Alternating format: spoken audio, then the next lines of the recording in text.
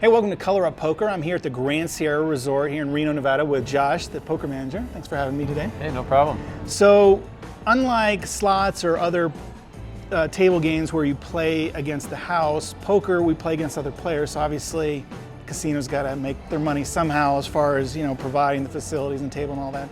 So it's my understanding that is called the rake. Correct. And you're going to tell us a little bit about that today? Sure, absolutely. All right, let's get right to it.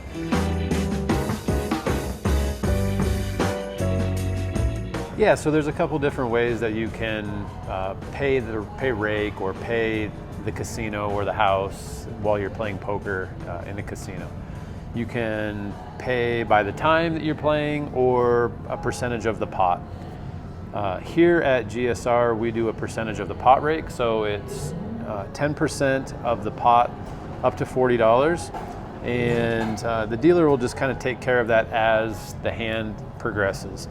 In the other scenario where you're paying based on the time, another room in Reno, for instance, does it $5 per every player every 30 minutes. So every time the dealer sits down, everybody has to pay $5, and they take care of the rake all at once.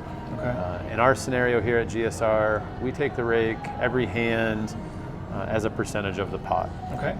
So for example, if we get some chips out here, right, and let's just say the hand's been played, the pot reaches $10. All right. Okay.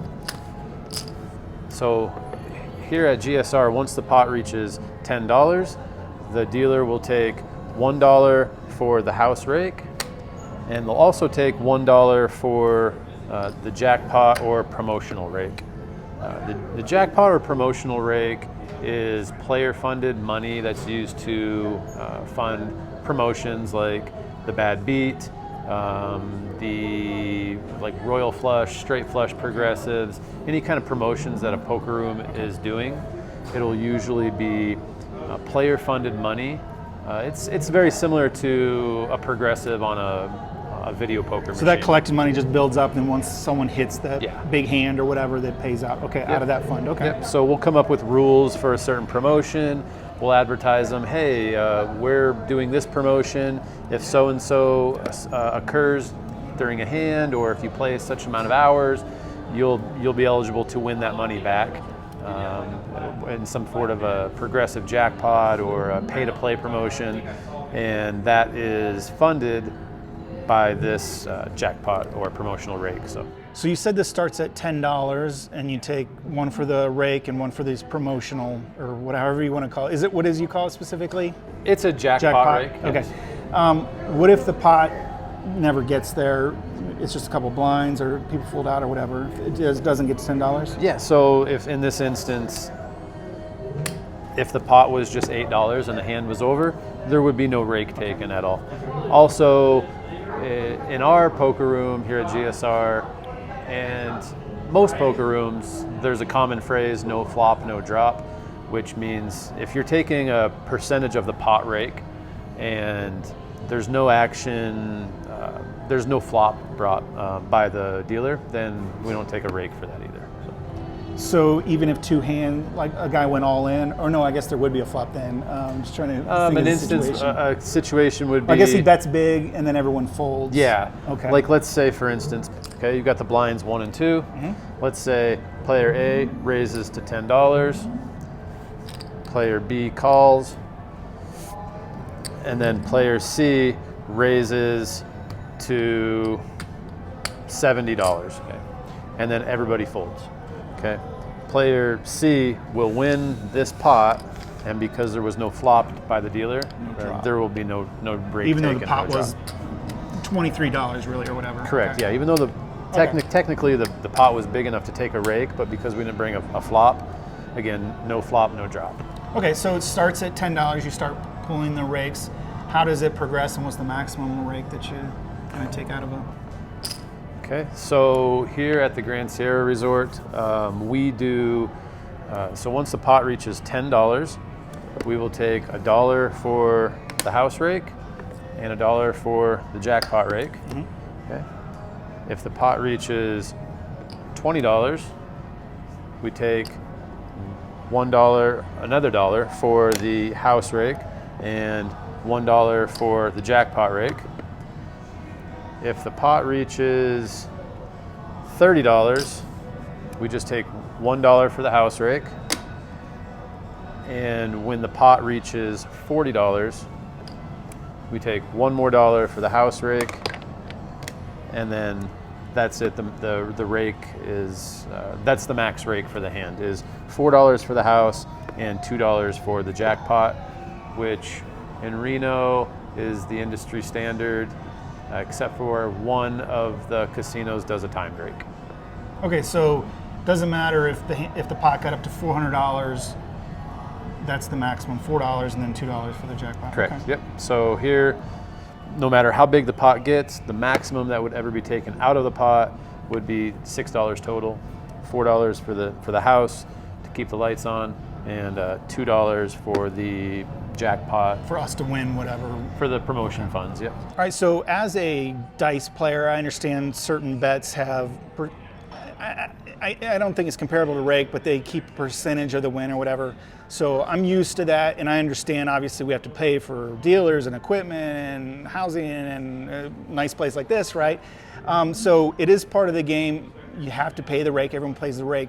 But where does it become something that you can consider as far as like, you know, I'm beginning or recreational or pro players, like when is the rake, you know, something that you really need to be conscious of? So like when does it start to matter? Yeah, kind of. yeah.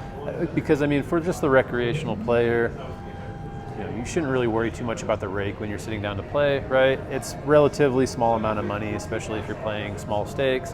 And if you're just playing recreationally every once in a while, it's not really something that you need to be too worried about.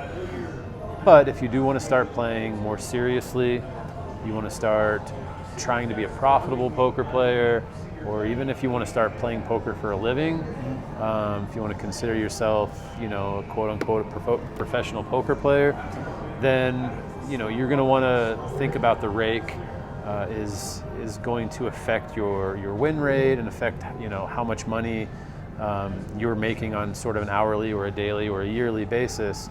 So it should be part of the calculation, just like your hourly rate, yeah. overall win and all. Yeah, it starts to get factored in where. Yep, it's an expense, just like you know, if you own a business. So you know, you've got your gross profit or your gross income, right? You have to deduct the expenses, and then you get your net, you know, after the expenses are paid. And so if you want to be a serious or a profitable or a professional poker player, you should really consider moving up in stakes, you know, as soon as you can, you know, to at least a game like maybe if you're going to play no limit poker, like maybe 2-5 no limit. If you're playing limit poker, maybe something 10-20, 20-40. And that's because the percentage doesn't change. So now I'm dealing with bigger pots, bigger wins, but it's still that smaller.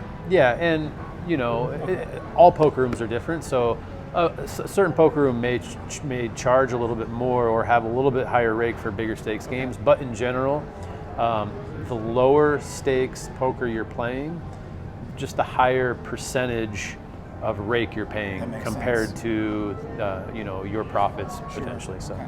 So as a recreational player, I'm happy to throw in $2 only when I win the pot.